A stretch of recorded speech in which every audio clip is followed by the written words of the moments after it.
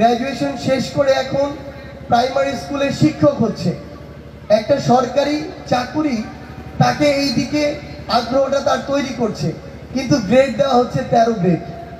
13 গ্রেডের 17-18 হাজার টাকার বেতন একজন ইউনিভার্সিটি গ্র্যাজুয়েটকে কতদিন একটা প্রাইমারি স্কুলে রাখবে, এটা গুরুত্বপূর্ণ একটা প্রশ্ন।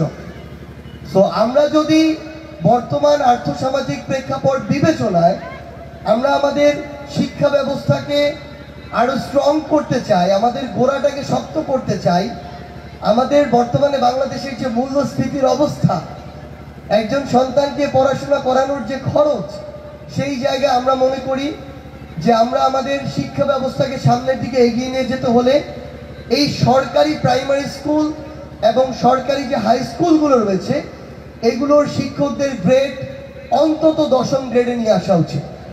কারণ আমরা যদি আমাদের শিক্ষকদেরকে ওই সাপোর্টটা না দেই, ওই সম্মানিত না করি, তাহলে খুব স্বাভাবিকভাবেই স্টুডেন্টদেরকে পড়াশোনার প্রতি তাদের যে আগ্রহ, দায়বদ্ধতা, সেটা তারা সেভাবে খুঁজে পাবে না এবং তাদেরকে জীবিকা নির্বাহের জন্য অন্যদিকে মনোযোগ দিতে হবে।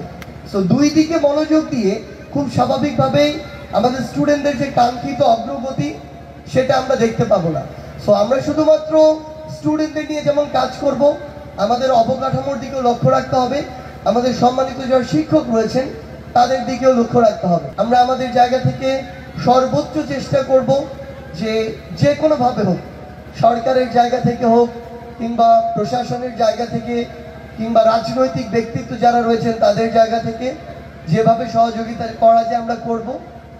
আর পরিশেষে শুধু একটি কথাই বলি, যখন আমাদের এই শিক্ষা ক্ষেত্র আসবে, যখন আমার একটা শিক্ষা প্রতিষ্ঠান আসবে, যখন আমার আগামী প্রজন্মের স্বার্থের কথা আসবে, তখন যেন ব্যক্তি, গোষ্ঠী, দল এই স্বার্থগুলো না আসে, এগুলো যেন প্রাধান্য না পায়।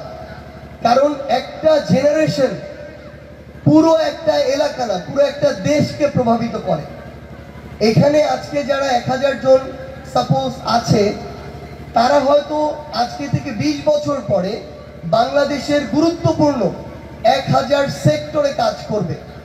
সো তারা যতটা ভালো করবে, তেঁতুলিয়া, পঞ্চগড় ততটা ভালো করবে, বাংলাদেশ ততটা ভালো করবে।